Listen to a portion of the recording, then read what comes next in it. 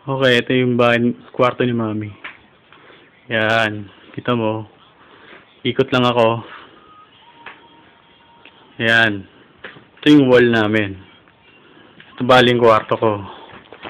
Yan. Medyo madilim kasi nakapatay ilaw. Ganyan lang kalapit yung kwarto namin ni Mami. Yan.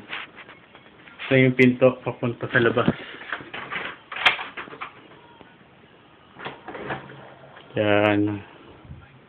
Ito mo yung kotse. Ganda, no?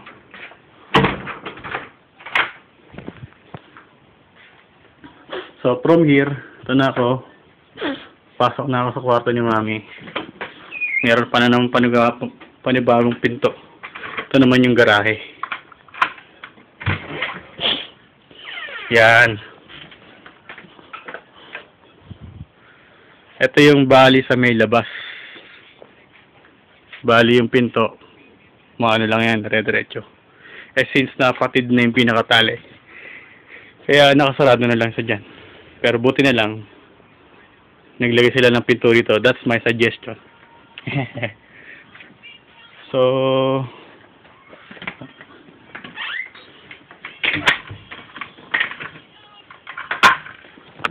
okay ba?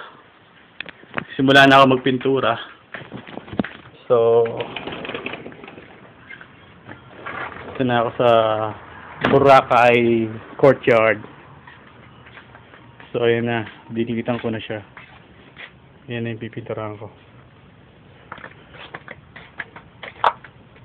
Pati ito. Kung may oras pa. Siguro bukas na lang. Yan. Yan na lang. Yan na lang. Okay, bye-bye. See you later.